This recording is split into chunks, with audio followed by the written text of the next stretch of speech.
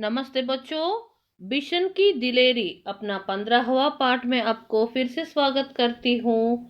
बच्चों, हम पहले वीडियो में बिशन अपने कर्नल दत्ता के घर को जाते समय गोलियों की आवाज़ सुनाया और वो डर के मारे पीछे पेड़ के पीछे छिप गया। और बाद में उसको पता चला कि गोलियों की आवाज़ तीतरों को मारने के लिए शिकारियों ने किए थे। और उसके बाद उसके सामने सेब के बगिया और गेहूं के खेत पार करते समय वो गोलियों से घायल हुआ एक तीतर उसके सामने आके गिर पड़ा। और वह तीतर को बचाने के लिए कैसे भी हो शिकारियों से बचाने की निर्णय लिया। इसलिए वह अपने स्वेटर से तीतर को लपेटकर भाग चला गया ए भाग चला गया। और भागते भागते वह कर्नल दत्ता के घर जाने के लिए कोशिश किया, लेकिन उसको ये शिकारियां पीछे करे थे। उन पीछे पीछे चले गए उनको पकड़ने के लिए। और वह शिकारियों से बचाने के लिए और खूब कंटेदार रास्ते को पार करके खेती के बाढ़ को कंटेदार बाढ़ को भी ना अंदाज करके पैर कंटीले तारों के पास आ गया था। उसका दिल तेजी से धड़कने लगा, मतलब डर के मारे उसका दिल वह वो और उसका दिल दोनों कांपते रहा शिकारियों इसको देख के। आगे क्या हो गया देखते हैं बच्चों। चलिए, स्व अध्ययन में भाग 2 स्व अध्ययन में आपको मैं स्वागत करके पढ़ना शुरू कर रही हूँ। आगे बढ़ना मुश्किल लग रहा था उसको। उसका दिल तेजी से धड़कने लगा। आगे बढ़ना मुश्किल लग रहा था, लेकिन फिर भी वह रुका नहीं और ना ही उसने कोई जवाब दिया। तभी बिशन को भारी भरकम जूतों की आवाज सुनाई दी, जो तेजी से उसके पास आती जा रही थी। पीछे से आ रहा शिकारी गुस्से में जोर जोर से चिल्ला रहा था, मैं तुझे देख लूंगा, तू मेरा शिकार चुरा कर नहीं ले जा सकता। बिशन के लिए आगे निकल भागने का रास्ता नहीं था। अगर वह सड़क से जाता तो शिकारी को साफ दिखाई दे जाता। इसलिए उसने खेतों के छोटे रास्ते से जाना तय किया। खेतों से आगे के रास्ते में कांटेदार झाड़ियां थी। बिशन उसी रास्ते पर घुटनों के बल चलने लगा। बहुत संभाल कर चलने पर भी उसके हाथ पांव पर कांटों की बहुत सी खरोंचें उभर आई। खरोंचों से खून भी निकलने लगा। उसकी कमीज की एक आस्तीन भी फट गई। वह जानता था कि कमीज फटने पर उसे माँ से डांट खानी पड़ेगी, पर बिशन को इस बात का संतोष था कि वह अब तक तीतर की जान बचाने में कामयाब रहा। झाड़ी से बाहर आकर वह सोचने लगा कि कैसे पहाड़ी के कोने से फिसलकर नीचे पहुंचा जाए, लेकिन उस कोने में घास बहुत ज्यादा थी और ओस के कारण फिसलन भी। बिशन थक कर वही एक किनारे बैठ गया। अभी वह बैठा ही था कि उसे पाँवों की आहट सुनाई दी। आहट सुनते ही वह उठकर दौड़ पड़ा। दौड़ते दौड़ते वह आधी पहाड़ी पार कर चुका था। उसके कपड़े पसीने से तरबतर हो गए, फिर भी वह रुका नहीं और किसी तरह कर्नल दत्ता के फार्म हाउस के पिछवाड़े पहुंच ही गया। पिछवाड़े दरवाजा खुला था। उसने ताड़ के पेड़ का सहारा लिया और फार्म हाउस के अंदर पहुंच गया। तीतर को वह बड़ी सावधानी के साथ अपने सीने से लगाए हुए थे। फार्म हाउस में खामोशी थी। बस रसोई घर से प्रेशर कुकर की सीटी की आवाज आ रही थी। मुर्गियां अभी अपने दड़बे में थी और गुलाबचंद सामने का बरामदा साफ कर रहा था। गुलाबचंद यानी दत्ता जी के नौकर। अचानक कर्नल साहब का अल्सेशियन कुत्ता जोर जोर से भौंकने लगा। वह किसी अजनबी को देखकर ही इस तरह भौंकता है। बिशन समझ गया कि शिकारी इधर ही आ रहे हैं। उसने इधर उधर देखा ताकि वह तीतर को कहीं अच्छी तरह से छिपा सके। एक और शेड के नीचे बहुत सारा कबाड़ पड़ा था। कबाड़ यानी कचरा, कूड़ा कचरा यानी पेपर्स, पुराने पेपर्स वगैरह। उसी में एक टूटी टोकरी बिशन को दिखाई दे गई। ये ठीक है सोचते हुए उसने तीतर को टोकरी में रखकर स्वेटर से ढक दिया। घायल तीतर घबराया हुआ था, इसलिए वह चुपचाप पड़ा रहा। तीतर को छुपाने के बाद बिशन ने सोचा कि अब बाहर चलकर देखना चाहिए, पर वह शिकारियों के सामने भी नहीं पड़ना चाहता था। इसलिए उसने बहुत आसान का उसने छत पर चढ़कर बैठना ठीक समझा। बिना सीढ़ी के छत पर चढ़ना उसके लिए बहुत आसान काम था। वह अक्सर इस शेड की डलवा छत के सहारे ऊपर चढ़ जाता था। डलवा छत यानी स्लैंटली रहने वाले छत, ऐसा।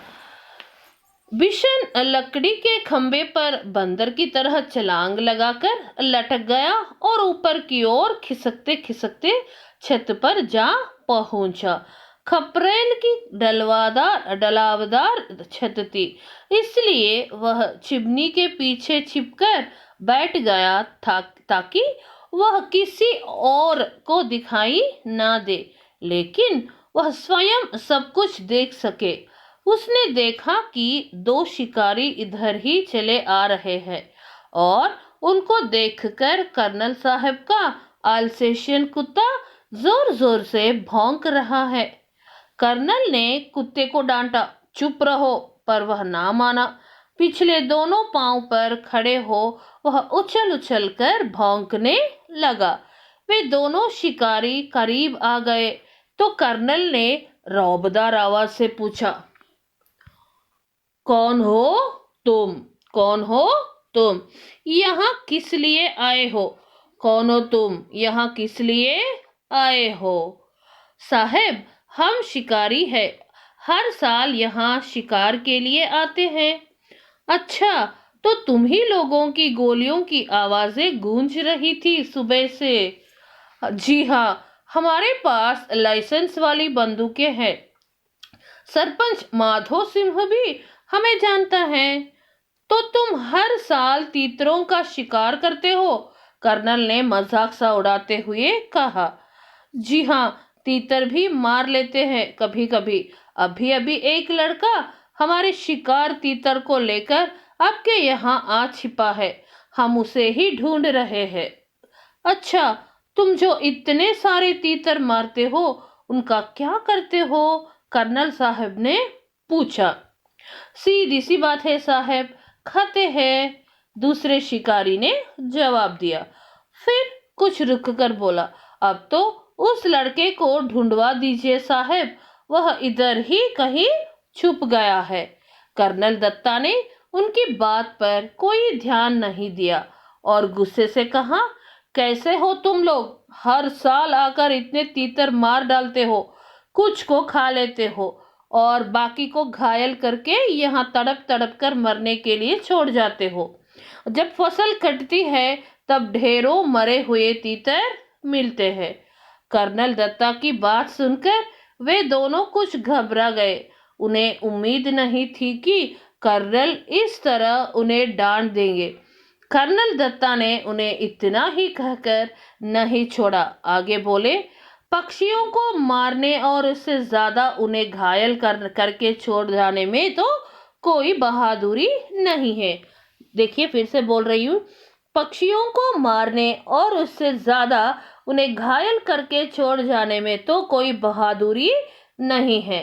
अब तुम दोनों यहाँ से जा सकते हो, यहाँ तुम्हारा कोई तीतर बीतर नहीं है।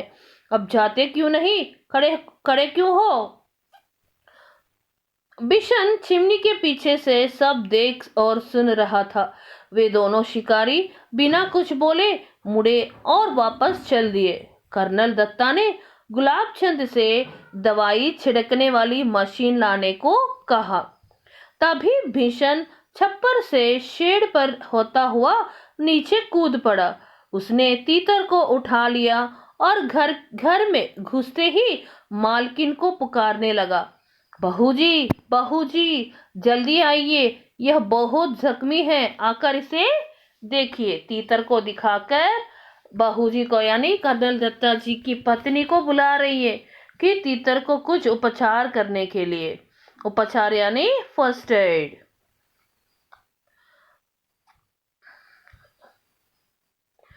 बिशन की आवाज सुनकर कर्नल दत्ता भी अंदर जा पहुंचे और बोले, अच्छा तो तीतर चुराने वाला लड़का तू ही था। क्या करता बाबूजी, इसे बहुत चोट लगी है, अगर मैं ना लाता तो यह मर जाता। अब तू इसका क्या करेगा? इसे पालूंगा बाबूजी, बिशन ने कहा। तीतर के बारे में दत्ता जी और बिशन के बीच में ऐसे संवाद चल रहा है। बातचीत। कर्नल साहब मुस्कुरा दिए। उन्होंने घायल तीतर को देखा। उसका एक पंख टूट गया था, अब शायद ही वह उड़ सके। जाओ दवाइयों का बक्सा लेकर आओ। बिशन दौड़कर बक्सा ले आया। कर्नल दत्ता ने तीतर के पैरों का जख्म साफ किया, फिर दवाई लगा दी। पंख को फैलाकर टेप लगा दिया ताकि वह ज्यादा हिले डुले नहीं। फिर उन्होंने बिशन से कहा, बिशन, अगर तुम इसे गेंदे के पत्तों का रस दिन में तो 2-3 बार पिलाओगे तो यह जल्दी ठीक हो जाएगा। गेंदे के पत्ते यानी गेंदे का फूल यानी मैरीगोल्ड, आपको मालूम है ना जी? उनके पत्ते दवाई जैसे हमें उपयोग में आएंगे। जैसे देखिए नीम के पत्ते और तुलसी, मिंट का, पुदीना, जैसे हम लोग ये हर्ब्स को, ये पत्तों को हम दवाई के रूप में, मेडिसिन के रूप में ले रहे हैं, ऐसा ही गेंदे के पत्ते भी। उसको जहाँ चोट लगा वहाँ थोड़ा रगड़ कर रखे तो दवा जो चोट है वो कम से कम हो जाएगी जल्दी से जल्दी। ओके। तब तक बहू जी एक कटोरी में दलिया ले आई और तीतर को दलिया खिलाते हुए बोली, इसे रोज दलिया भी खिलाना बिशन। तीतर को दलिया बहुत पसंद होता है। दलिया यानी ब्रोकन व्हीट, आपको मालूम है ना जी? सूजी, जैसे गेहूं की सूजी, जैसे हम खिचड़ी और स्वीट भी बना लेते हैं इससे। हाँ, तब तो यह बिशन के पीछे पीछे ही घूमता रहेगा। कर्नल ने हंसते हुए कहा, अच्छा बिशन, तुम जानते हो तीतर कैसे बोलता है?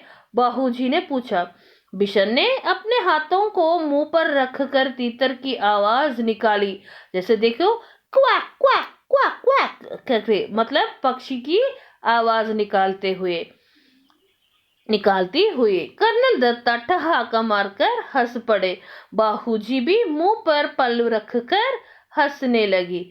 बिशन भी हंसता हुआ हिरन की तरह छलांग लगाता तीतर के साथ वहां से अपने घर की ओर भाग चला।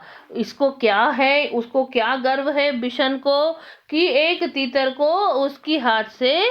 तीतर की जान उसके हाथ से बचाया हुआ। वही गर्व से वह छलांग मारकर उछल कूद कर घर जाने लगा। आइए बच्चों, इस कहानी को सुनकर आप भी अपने छोटे मोटे जानवरों के प्रति दया दिखाइए और हाथ से उनको चोट नहीं पहुंचाइए। ओके। इस कहानी के लेखक है प्रतिभा नाथ जी। ओके बच्चों, ये कहानी पहला भाग और दूसरा भाग ये दोनों वीडियो को देखकर कहानी भी आप सीखिए, पाठ को भी पढ़ना सीखिए। आगे हम इसके ऊपर प्रश्नोत्तर और अन्य अभ्यास करेंगे। अन्य अभ्यास हम लोग करेंगे। धन्यवाद बच्चों।